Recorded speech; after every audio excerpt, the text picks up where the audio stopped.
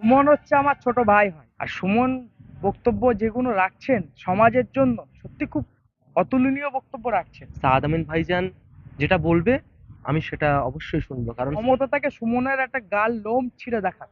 আমরা লড়াই চালিয়ে যাব। কে কোথায় কি বলবে, কি হুমকি দেবে, সেসব নিয়ে আমরা কোনোদিন ভাবি না। ভাঙরে আমি আর সুমন দুজন নিজে আমরা প্রচারে যাব, কার ক্ষমতা আছে দেখবো। 2026 সালেও বিধানসভার প্রচার ভাঙরে গিয়ে আমি আর সুমন ওখানে ফিল্ডে ময়দানে নামবো। সুতরাং আল্লাহ ছাড়া আমি কাউকে ভয় পাই না। আমরা আল্লাহকেই ভয় পাই। আমরা আল্লাহ ছাড়া কাউকে ভয় পাই না। যে আইএসএফ বলুন, জেওপি বলুন, বিজেপি বলুন, কাউকে ভয় পায় না। আর এই গদ্দারটা শুভেন্দু অধিকারী দুটো সিটি হারবে। দেখুন, সুমন হচ্ছে আমার ছোট ভাই হয়। আর সুমন বক্তব্য যেগুলো রাখছেন সমাজের জন্য সত্যি খুব অতুলনীয় বক্তব্য রাখছেন। সুতরাং সুমনের ওপরে আমি কমেন্টে দেখছিলাম আগের দিন বিভিন্ন কমেন্ট করছে সুমনকে, আইএসএফ এর যারা আছেন যে সুমনকে মারবেন এ করবেন। তা আমি একটা কথা তাদেরকে বলতে চাই, ক্ষমতা থাকে সুমনের একটা গাল লোম ছিঁড়ে দেখা, একটা গায়ের লোম ছিঁড়ে দেখাতে বলবেন। ভাঙরে আমি আর সুমন দুজন নিজে আমরা প্রচারে যাব, কার ক্ষমতা আছে দেখব। 2021 সালে ভাঙড়ের প্রচার করেছি, বিধানসভার প্রচার করেছি। 2026 সালেও বিধানসভার প্রচার ভাঙড়ে গিয়ে আমি আর সুমন ওখানে ফিল্ডে ময়দানে নামবো। তাহলে কি লড়াই এবারে হবে? একদম ইনশাল্লাহ লড়াই অবশ্যই করব। আমাদের লড়াই জেউপির সাথে, আমাদের লড়াই আইএসএফ এর সাথে, কেননা বিজেপির দালাল।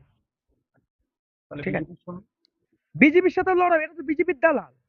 এই দুটো টিম, দুটো টিমের মধ্যে এই টিম হচ্ছে জেওপি, বি টিম হচ্ছে আইএসএফ। বিজেপি মেন শিষ্য হচ্ছে বিজেপি, এদের গুরু হচ্ছে বিজেপি, এদের গুরু হচ্ছে নরেন্দ্র মোদী।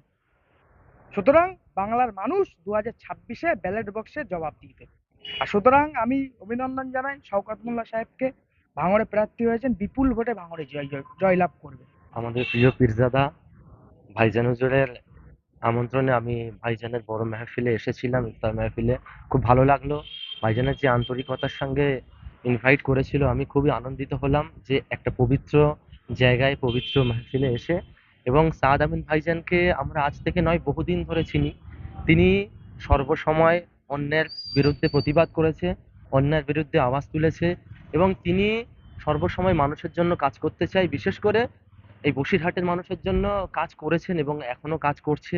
এবং বসিরহাটে যেটা আমি দেখলাম, হাজার হাজার যুবক সাদ আমিন ভাইজানের প্রেমে পাগল। সুতরাং সেদিকে লক্ষ্য করে সাদ আমিন ভাইজান যেটা বলবে আমি সেটা অবশ্যই শুনবো, কারণ সাদ আমিন ভাইজানকে আমি অন্তর থেকে শ্রদ্ধা করি। এবং ভাইজান যেটা বললো, আমরা কিন্তু ভোট প্রচারে যাচ্ছি, এবং যেই বিধায়কের কথা বললো ওই বিধায়ক প্রচুর ভোটে জিতবে, সেটা ভাইজান যখন ভবিষ্যৎবাণী করে দিয়েছে তাহলে অবশ্যই জিতবে। বাংলার মানুষ ওনাদের পিছনে আছে।